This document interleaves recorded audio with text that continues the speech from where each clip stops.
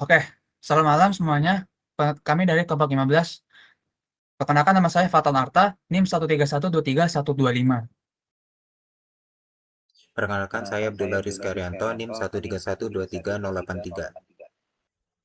Saya Clara Bella Fierly, NIM 131230001. Perkenalkan, nama saya Rafael dengan NIM 131231152. Oke, food waste merupakan masalah yang besar. Nah, dari grafik yang ada, kita bisa melihat bahwa food waste untuk tanaman hortikultura sendiri itu persentasenya sangat besar. Maka dari itu, kita butuh suatu sistem atau cara untuk mengurangi food waste ini. Nah, salah satu cara yang efektif adalah dengan memanfaatkan cold storage. Lalu untuk mendesain cold storage sendiri, ada beberapa hal yang harus diperhatikan. Untuk requirement-nya, yang pertama, menjaga kualitas komoditas hortikultura tanpa merusak struktur produk. Kedua, menjaga relative humidity di atas 90%. Dan yang ketiga, menjaga temperatur antara 0 sampai 4 derajat. Lalu untuk constraint-nya, untuk temperatur sayurannya harus di antara 0 sampai 4 derajat, relative humidity-nya 90 sampai 95%, dan waktu operasionalnya 24 jam. Lalu untuk limitasinya, COP-nya harus minimal 2, temperatur luar cold storage-nya 35 sampai 38 derajat Celcius, spesifik heat sayurannya 3,06 sampai 4,1 kJ per kilogram Kelvin, dan refrigerannya harus yang low global warming potential. Baik, sekarang saya akan menjelaskan alur perhitungan yang kelompok kami gunakan dalam merancang cold storage ini. Langkah pertama yaitu kami mengidentifikasi data awal dan karakteristik komoditas sayuran yang akan disimpan. Nah, setelah itu kami lanjut menghitung dimensi ruangan meliputi panjang, lebar, dan tinggi ruangan secara terpisah, dan juga menghitung total volumenya. Nah, setelah itu kami memeriksa apakah volume tersebut sudah cukup untuk target kapasitas kami atau tidak. Nah, jika tidak, kami akan melakukan perhitungan kembali. Namun jika sudah cukup, akan lanjut ke selanjutnya, set selanjutnya.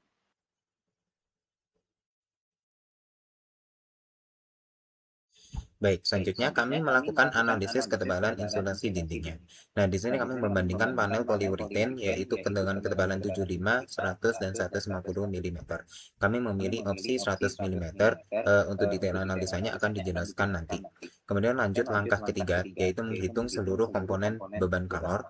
Nah, setelah itu, jika sudah dihitung seluruh komponen beban kalornya, lanjut untuk diakumulasi seluruh komponen ini untuk menghitung total beban pendingin ruangan. Next. Nah, setelah itu kami melakukan pemilihan jenis refrigeran. Nah, setelah mendapatkan refrigeran yang cocok, kami lanjut langkah 5 dan 6, yaitu menghitung neraca massa, energi siklus, untuk menentukan daya kompresor serta nilai COP sistem. Dan setelah itu kami menghitung pressure drop juga untuk kami jadikan dasar dalam memilih komponen. Dan setelah itu kami yang terakhir adalah melakukan simulasi distribusi aliran udara dan temperatur menggunakan software ANSYS. Untuk melakukan validasi hasil perhitungan yang mudah dilakukan. Nah, di tahap ini kami mengevaluasi apakah sebaran suhu di dalam ruangan sudah merata dan nilai COP memenuhi target desain atau tidak. Jika belum, kami mengecek kembali pemilihan spesifikasi komponennya, namun jika sudah, perhitungan dianggap selesai.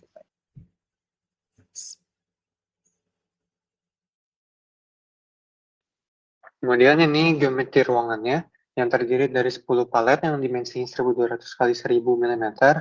Dengan constraint-constraint tertentu, kita mendapat volume optimal dengan panjang 5,7 meter, lebar 3,7 meter, dan tinggi 2,5 meter, sehingga volume ruangannya 52,725 meter kubik.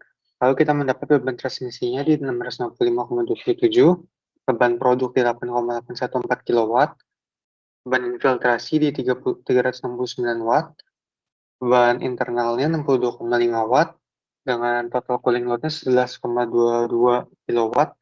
Material seleksinya kita pakai PU 100 mm, yang detailnya ada di laporan. Next. Ini ada perhitungan tadi dari key translasinya, kita menghitung berdasarkan dinding, atap, dan lantai dengan U itu dari koefisien konduktivitas. Dapat 655,7. Next. Ini ada beban infiltrasi, lalu ada perhitungan beban kalori sensibel yang dapat rumusnya dari Astrae, lalu ada juga beban respirasi dan beban infiltrasi yang didapat dari Astrae juga, dengan beban produk itu merupakan total dari Q sensibel tambah Q respirasi. Next. Next itu untuk Q internal itu kita dapat dari Q pekerja dan Q lampu dalam durasi 24 jam tersebut. Jadi berdasarkan standar Astrae, si pekerja ini untuk satu pekerja itu 270 watt, dan kita menggunakan LED standar gudang logistik yang dayanya 210 watt, sehingga kalau di total kita mendapat internalnya 62,5 watt. Next. Next ini kita ada pressure loss dengan pressure loss terkecil di 307,16 dari expansion valve ke evaporator, dan terbesar di evaporator ke kompresor dengan pressure loss-nya 4.431 Pascal. Next. Ini adalah proses flow diagram kita. Lalu yang sebelah kanan itu ada refrigerant selection yang kita pilih 134A karena dia merupakan kelas A1 yang lebih baik dibanding opsi kedua yang dia berada di kelas A3. Lalu secara GWP juga dia ada di tengah-tengah antara R404A dengan R290. Setelah itu ketersediaan pasar dan suku cadang dari R134A itu juga banyak di pasaran dan kompleksitasnya juga rendah. Makanya kita memilih R134A. Next. Ini adalah diagram pH-nya, dan berdasarkan hasil perhitungannya kita mendapatkan laju alirannya di 0,0856, panas masuk dan panas keluarnya itu sama, mesin filtrasi udaranya 7,72 kg per hari, kerja kompresornya 2,568 itu jika ideal, lalu daya aktual di 3,424 dan COP-nya 3,27. Next.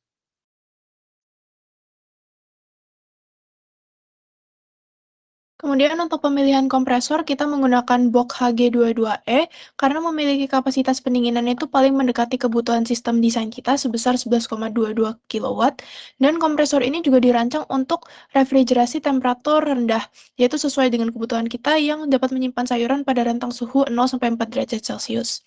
Kemudian untuk yang kondensor, kita menggunakan Ganter GAC, karena Ganter GAC series ini kapasitas heat rejection-nya itu sesuai dengan kebutuhan aktual sistem, yaitu 14,64 kW, dan dia itu mampu memenuhi kebutuhan ini tanpa oversizing yang berlebihan, sehingga efisiensi sistem itu dapat dipertahankan dengan baik. Kemudian untuk evaporator kita menggunakan EcoCubic karena dia itu juga cooling load-nya mendekati desain kita sebesar 11,22 kW, dan dia itu tidak terlalu besar sehingga dapat menjaga kestabilan temperatur. Kemudian dia juga bisa digunakan untuk relative humidity-nya yang tinggi, yaitu di 90-95%, yang sesuai dengan yang kita perlukan untuk mempertahankan kesegaran sayur.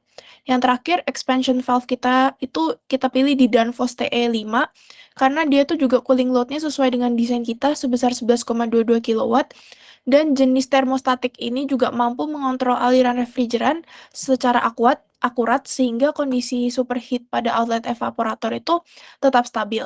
Nah, TE5 ini juga digunakan sering di aplikasi cold storage dan refrigerasi komersial sehingga terbukti kalau misalnya dia bisa digunakan di berbagai kondisi operasi. Next. Kemudian ini ada simulasi ANSYS kita, hasilnya ada gambar kontur distribusi temperatur. Jadi di daerah temperatur rendah ini berada di sekitar inlet udara dingin dengan nilai 249,23 Kelvin, sedangkan temperatur tinggi ditemukan pada area dekat outlet dengan nilai mencapai 286,82 Kelvin. Nah, kondisi ini tuh menunjukkan kalau adanya gradien temperatur sepanjang arah aliran udara kita, di mana udara itu mengalami peningkatan temperatur secara bertahap selama proses sirkulasi di dalam ruang penyimpanan sendiri. Kemudian ada gambar velocity distribution juga di dalam storage kita, dan kecepatan maksimum yang didapat itu mendekati 1,94 meter per second. Kemudian secara gambar ini kita dapat lihat udara itu bergerak secara horizontal sepanjang bagian atas cold storage sebelum dia itu mengalami perlambatan akibat gesekan dan hambatan dari crate penyimpanan sayur itu sendiri. Kemudian sebagian besar momentum aliran itu terkonsentrasi pada lapisan atas ruang penyimpanan, sedangkan pada area crate itu dia relatif kecil. Hal ini menyebabkan pendinginan itu lebih cepat pada area atas dan distribusi temperatur itu kurang merata di bagian bawah. Nah, tapi di dekat outlet itu terlihat pola pembelokan aliran menuju saluran keluar. Nah, itu tuh menunjukkan bahwa udara ini berhasil bersirkulasi di dalam ruangan penyimpanan sebelum dia keluar dari sistem. Next. Kemudian ini ada hasil distribusi temperatur outflow dan sayur sendiri dan hasil mass flow rate dan total heat transfer. Dari mass flow rate sendiri kita bisa lihat mass flow rate masuk dan mass flow rate keluar itu nilainya hampir sama. Jadi dia itu memenuhi prinsip konservasi massa dan menunjukkan bahwa sistem itu mencapai keseimbangan yang baik. Kemudian untuk di heat transfer rate-nya itu di 97,13 watt yang menunjukkan jumlah kalor yang dipindahkan selama proses pendinginan di storage tersebut. Nah, nilai perpindahan ini menunjukkan bahwa proses pendinginan itu berlangsung dengan baik dan sistem itu mampu menghilangkan beban panas yang terdapat di dalam ruang penyimpanan sendiri. Kemudian untuk distribusi temperatur, temperatur rata-rata pada volume crate sayur itu sebesar 276,67 Kelvin atau 3,52 derajat Celcius. Itu berarti sudah memenuhi kebutuhan kita, yaitu temperatur sayur harus di 0 sampai 4 derajat Celcius. Sedangkan temperatur pada outlet itu mencapai 289,95 Kelvin atau 16,8 Celcius. Nah, perbedaan temperatur ini menunjukkan bahwa udara itu mengalir di dalam cold storage itu mengalami kenaikan temperatur akibat dia itu menyerap kalor dari lingkungan dan juga dari produk yang disimpan. Nah, kenaikan udara ini menuju outlet itu mengindikasikan bahwa proses perpindahan panas itu tetap berlangsung dengan baik, di mana udara dingin itu berfungsi sebagai media pembawa kalor dari dalam ruangan penyimpanan menuju sistem refrigerasi. Next. Sekian dari kami, terima kasih.